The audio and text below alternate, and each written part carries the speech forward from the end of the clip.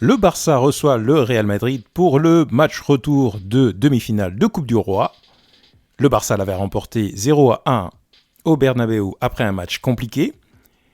Quel va être le 11 aligné par Xavi pour ce match retour extrêmement important? On en parle tout de suite.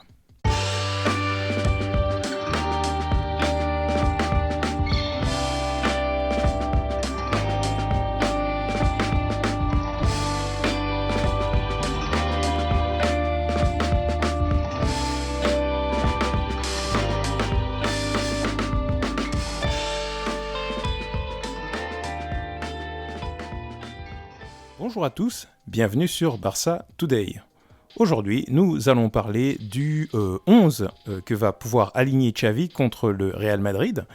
Pour ce match, donc, retour de Coupe du Roi, les demi-finales de Coupe du Roi qui se passent du coup en deux matchs, vous savez, les quarts de finale, les huitièmes, et les demi-finales se passent donc en match aller-retour dans les camps des différents adversaires, et la finale se passera en un seul match évidemment. Le Barça l'avait remporté donc au Bernabéu au moment où on s'y attendait pas, parce qu'il y avait beaucoup de blessés au Barça et on imaginait que le Real Madrid allait très certainement remporter cette phase aller. Et il se trouve que le match aller a été assez compliqué pour le Barça. Le Barça a beaucoup subi, mais n'a pas plié, et en plus de ça s'est imposé contre le Real grâce à un but de Kessié, me semble-t-il.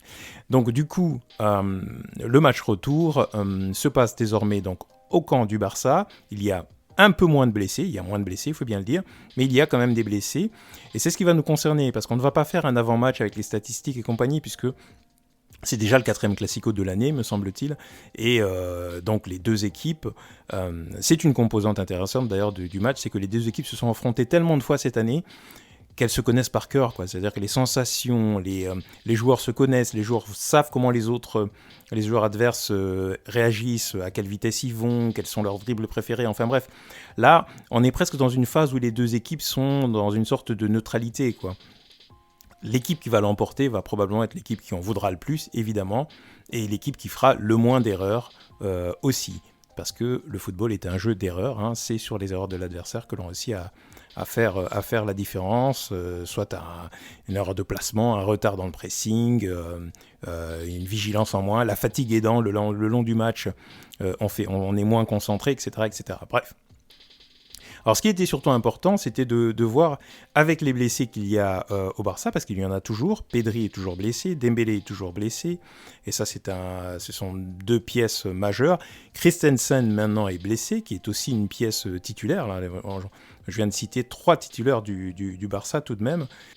Comment le Barça va faire pour composer une équipe suffisamment compétitive et une équipe costaude pour résister au Real Madrid. Je tiens à dire tout de suite, pour parler un petit peu quand même du match, il va falloir certainement que le Barça aille chercher sa victoire.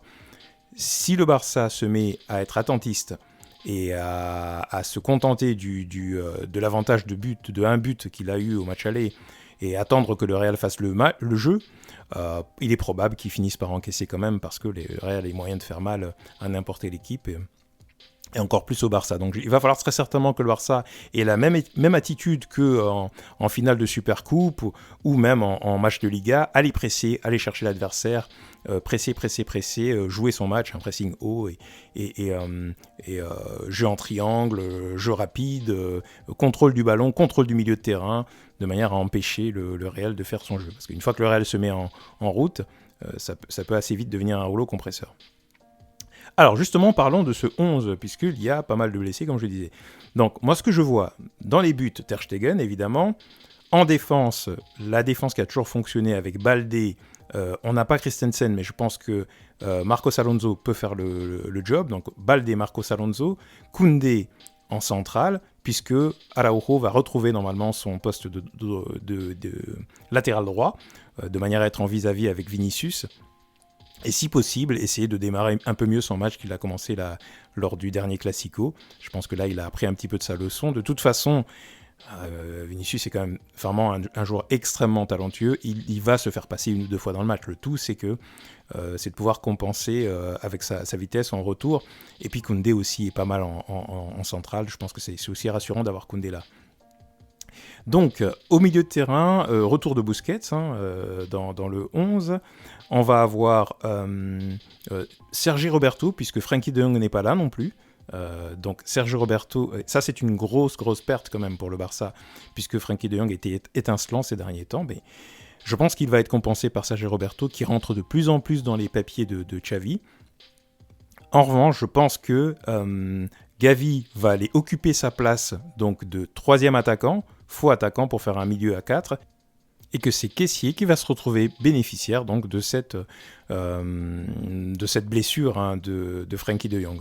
Kessié qui avait été le héros du match aller, donc moi je trouve ça très bien, je trouve que c'est bien qu'il ait cette place, et on aura besoin de toute façon d'un milieu extrêmement costaud, parce qu'on va avoir en face du Camavinga, on va avoir en face du Valverde, on va avoir en face de nous des Tchouaméni, des joueurs, je pense que certainement que le Real Madrid va mettre des joueurs extrêmement impactants physiquement, et je pense que Kessié c'est déjà un peu plus costaud que Sergi Roberto ou que Frenkie de Jong. Donc si on a Sergi Roberto, Kessié, Busquets, et puis on a un Gavi qui va être un milieu un peu plus électron libre, qui va aller faire le pressing, qui va peut-être essayer de faire pas mal de récupération de ballon, je pense qu'on aura un milieu assez costaud pour contrer le milieu du Real.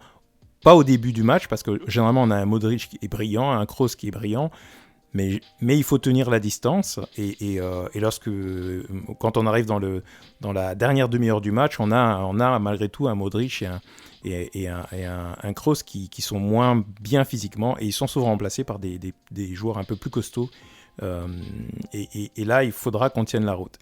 Donc je pense qu'avec ce milieu à 4, ça devrait le faire. Et en attaque, évidemment, Rafinha et Lewandowski. Rafinha qui va revenir également, puisqu'il était suspendu en Liga, qui est donc frais, qui va pouvoir faire beaucoup d'efforts pour faire le pressing, pour empêcher le Real de sortir facilement, pour leur mettre la pression. Leurs défenseurs, on sait qu'ils sont fébriles. Donc voilà, ils subissent quand même... la plupart... On a marqué beaucoup de buts contre le Real, justement grâce à cette fameuse pression haute. Donc je pense que ça va être une composante fondamentale, incontournable, et une des clés de ce match. Donc voilà, dans le Real, lui, devrait être, je pense, à peu près au complet, puisque en attaque, il y aura certainement Benzema, Vinicius, et puis alors Hazard a joué, mais je pense qu'il y aura certainement Rodrigo, parce que le Real doit aller chercher un résultat. Je pense qu'ils ne peuvent pas jouer conservateur, et puis Kroos, Modric, Camavinga au milieu, et puis derrière, ce sera certainement Carvajal, Militao, je pense que Nacho à la bas peut-être, mais bon, bref, je pense qu'ils ont leur équipe au complet. Le Barça doit absolument faire le jeu pour aller chercher cette victoire. Donc voilà le 11 que j'imagine pour demain. Il n'y a pas tant de commentaires à faire que ça, les deux équipes se sont tellement jouées cette saison que là ça va vraiment être un jeu d'erreur, que l'équipe qui sera la plus sérieuse, la plus motivée, celle qui sera la plus concentrée va l'emporter, et le Barça, j'insiste en nouveau, doit aller chercher ce match, parce qu'ils vont subir des vagues dès le début du match. Il va falloir qu'ils soient costauds et pousser entre guillemets la ligne de défense du Real le plus loin possible, c'est-à-dire jouer haut et non pas subir, même si on encaisse très peu de buts, même si on a probablement la meilleure défense de Liga. Jouer à ce petit jeu-là contre le Real serait, je pense, extrêmement dangereux. Dites-moi ce que vous pensez de ce 11. Est-ce que vous changez un homme ou pas, ou deux, ou trois, selon vous? N'hésitez pas à vous exprimer dans les commentaires. Likez la vidéo, abonnez-vous, et je vous dis à bientôt sur Barça Today.